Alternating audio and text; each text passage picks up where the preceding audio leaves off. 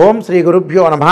శ్రీ విశ్వావసునామ సంవత్సర భాద్రపద మాసం పౌర్ణమి రోజున పూర్వభాద్ర నక్షత్రం కుంభరాశిలో సంపూర్ణ రాహుగ్రస్త చంద్రగ్రహణం అనేది ఏర్పడింది.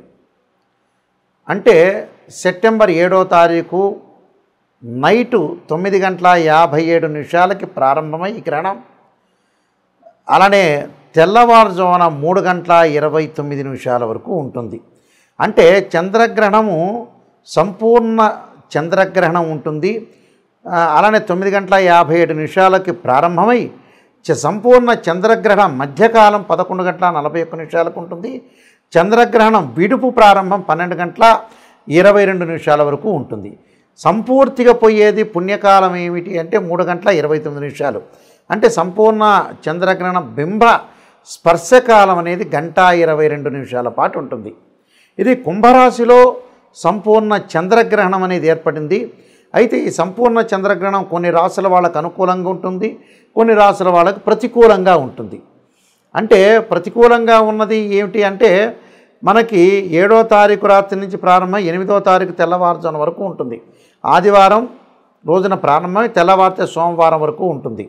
ఇక్కడ ఈ గ్రహణం అనేది కొన్ని రాశుల వాళ్ళకి సుఫలితాలను ఇస్తుంది.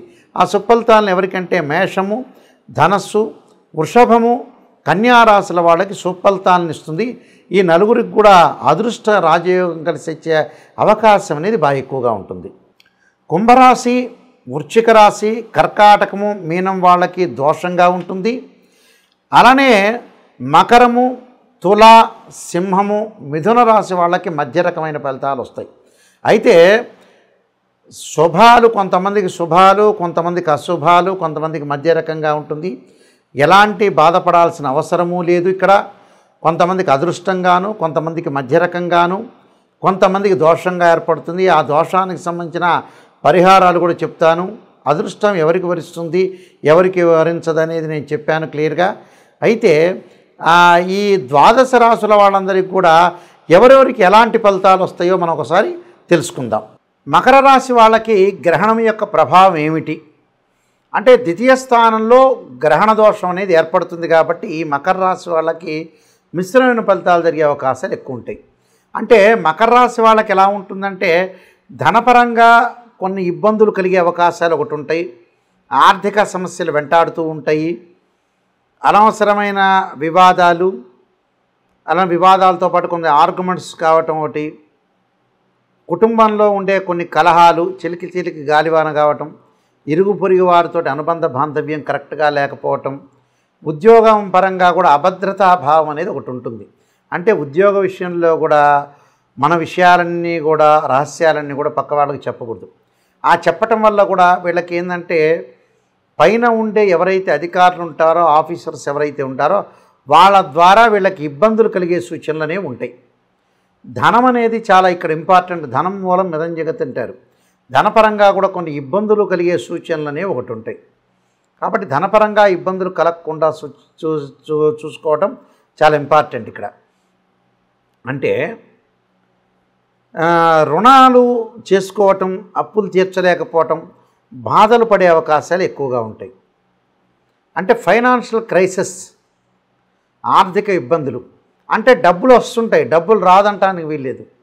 అంటే 10 రూపాయలు వస్తుంది అని అంటే 9 రూపాయలు ఖర్చు అయ్యే అవకాశాలు ఎక్కువగా ఉన్నాయి వీళ్ళకి. అంటే ఎక్కువగా ఖర్చు చేసే అవకాశాలు ఉన్నాయి. కానీ ఎందుకంటే దాన్ని మోతాదు మించి ఖర్చు చేయకూడదు, కొన్ని ప్రాబ్లమ్స్ అనేవి వచ్చే అవకాశాలు ఉంటాయి. కాబట్టి వాళ్ళు ఎలాంటి అప్పులకి వెళ్లకుండా చాలా జాగ్రత్తగా ఆలోచన చేసి ముందుకెళ్ళటం చాలా ఇంపార్టెంట్ ఇక్కడ. ఫైనాన్షియల్ పరంగా, కుటుంబ పరంగా కలహాలు, అంటే అత్తగారితోటి, మామగారితోటి, ఆడపిల్లలతోటి, మరుదులతోటి, ఇలాంటి వాళ్ళతో చిన్న చిన్న డిస్ప్యూట్స్ జరిగే అవకాశాలు ఎక్కువ ఉంటాయి. అంటే కుటుంబ కలహాలు మెయిన్ రీజన్ ఏమిటి? ఈ గ్రహణం యొక్క ప్రభావం వల్ల కుటుంబానికి సంబంధించిన వివాదాలు రాకుండా చూసుకోవాలి. అంటే కుటుంబ పరంగా ఇబ్బందులు, ఎలాంటి ప్రాబ్లమ్స్ రాకుండా చూసుకోవటం చాలా ఇంపార్టెంట్. అన్నదమ్ములతో కానీ, వైఫ్ అండ్ హస్బెండ్ రిలేషన్లో కానీ, ఇరుగు పొరుగు వారు కానీ, కోర్టు సమస్యలు కానీ, మన ఉద్యోగ పరంగా కానీ, మనం ఏదైతే వ్యాపారం చేస్తున్నామో వ్యాపార పరంగా కూడా ఎలాంటి ఇబ్బందులు కలగకుండా చూసుకోవాలి. అలాంటి ఇబ్బందులకి నేను కొన్ని పరిహారాలు చెప్పబోతున్నాను. ఆ పరిహారాలు పాటించి ముందుకు వెళ్ళాలి. ఫైనాన్షియల్ పరంగా మటుకు ఎక్కడ కూడా డబ్బులు ట్రాన్సాక్షన్ చేయకూడదు. ఎక్కడైతే ఇచ్చిపుచ్చుకోవటాలు లావాదేవీల విషయంలో అవుటర్స్కి ఎవరికి కూడా డబ్బులు ఇవ్వకూడదు. అలా అని అందరూ మంచివాళ్ళు అందరూ చెడ్డవాళ్ళని కాదు, మంచివాళ్ళు ఎవరు చెడ్డవాళ్ళు ఎవరని ఎస్టిమేషన్ చేసి ముందుకెళ్తే మనకు మంచి జరిగే అవకాశం ఉంటుంది. నేను కొన్ని పరిహారాలు చెప్పబోతున్నా, ఆ పరిహారాలు మీరు పాటించండి, మీకు మంచి జరిగే అవకాశం ఖచ్చితంగా ఉంటుంది. ఈ గ్రహణ మధ్యకాల సమయంలో ముఖ్యంగా చేయాల్సిన కొన్ని ప్రత్యేకమైన పరిహారాలు ఉంటాయి. మనకి ఈ సంపూర్ణ చంద్రగ్రహణం దోష ప్రభావం తగ్గాలి అని అంటే తగ్గటమే కాదు, అందరికీ కూడా మరింత మెరుగైన ఫలితాలు రావాలంటే కొన్ని ప్రత్యేకమైన పరిహారాలు చేసుకోవాలి. అంటే పరిహారం చేసుకోవాలంటే జన్మజాతకంలో చంద్రుడు ఎలా ఉన్నాడు, గ్రహస్థితి ఎలా ఉంది, ఆ రోజున పరిస్థితి గోచారీత్యా ఏ విధంగా ఉంది, ఏ దశలు జరుగుతుంది అనేది కూడా చూసుకోవటం కూడా చాలా ముఖ్యమే. అయితే ఏంటంటే అవి చూసుకున్నా చూసుకోకపోయినా ఎలాంటి విషయాలు మనం ముందుకు వెళ్ళాలో తెలుసుకుందాం. ముఖ్యంగా ఎలాంటి విషయాల్లో ముందుకు వెళ్ళాలంటే ఇక్కడ ఈ గ్రహణ సమయంలో పట్టు విడుపు స్థానం అనేది ఉంటుంది. అంటే గ్రహణం పట్టేటప్పుడు నదీ స్థానం కానీ సముద్ర స్థానం కానీ చేయాలి. అది కుదరని పక్షంలో ఇంట్లో స్నానం చేయటం కానీ చేసిన తర్వాత ఏదైతే మనం సాయంకాలం పూట 9:57 చంద్రగ్రహణం అనేది మనకు ప్రారంభం అవుతుంది.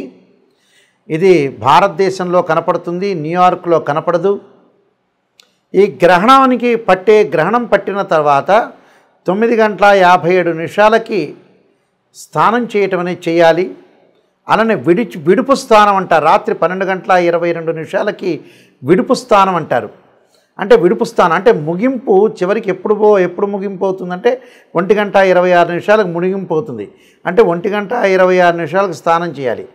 అంటే 9:57 ఒక స్థానం, 1:26 ముగింపు స్నానం చేయాలి.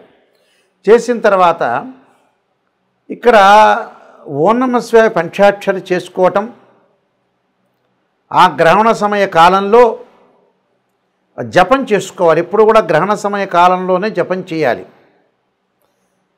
ఎలాంటి జపం చేయాలి? ఓం నమః శివాయ పంచాక్షరి, అలానే ఓం నమః శివాయ పంచాక్షరితో పాటు రుద్రగాయత్రి మంత్రం తత్పురుషాయ విద్యే మహాదేవాయ ధీమహే తన్నో రుద్ర ప్రచోదయాత్ అనే మంత్రాన్ని చక్కగా చదువుకోవటం, ఓం నమో నారాయణాయ నమః అనే మంత్రాన్ని చదువుకోవటం,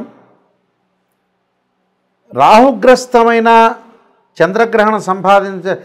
చంద్రగ్రహణం ఏర్పడటం వల్ల తప్పకుండా చేయాల్సింది ఏంటంటే సుబ్రహ్మణ్య స్వామి యొక్క ఆరాధన. తత్పురుషాయ విద్యే మహాసేనాయ ధీమహే తన్నో షణ్ముఖ ప్రచోదయాత్, నాగరాజాయ విద్యే పృథ్వీధరాయ ధీమహే తన్నో సర్ప ప్రచోదయాత్ అనే మంత్రాన్ని కూడా చదువుకోవాలి. చక్కగా దర్భాసనం మీద కూర్చొని రుద్రాక్షమాలతోటి ఏ మంత్రం రాకపోయినా ఓం నమః శివాయ అనే పంచాక్షరి మంత్రాన్ని చదువుకోవటం వల్ల అన్ని రకాల సమస్యలు తొలగిపోతాయని అర్థం. అంటే సర్వదోషాలు ఉన్న వాళ్ళకి, ఎందుకంటే గ్రహణ ప్రభావం అనేది ఎలా ఉంటుందని అంటే ఏదైతే గ్రహణం అనేది ఏర్పడిందో చంద్రగ్రహణం మళ్ళీ చాలా కాలం పాటు ఆ చంద్రగ్రహణం యొక్క ప్రభావం అనేది ఒకటి ఉంటుంది. మినిమంగా మనకు శాస్త్రంలో చెప్పినట్టుగా 3 నెలల పాటు ఆ గ్రహణ ప్రభావం ఉంటుంది. కాబట్టి 3 నెలల తర్వాత ఆ గ్రహణ ప్రభావం తగ్గుతుంది అని అర్థం. ఈ 3 నెలల పాటు ఉన్న గ్రహణ ప్రభావం ఎవరికైతే ఉంటుందో వాళ్ళందరూ కూడా ఖచ్చితంగా గ్రహణ సమయంలో జపం చేయటం చాలా ఇంపార్టెంట్.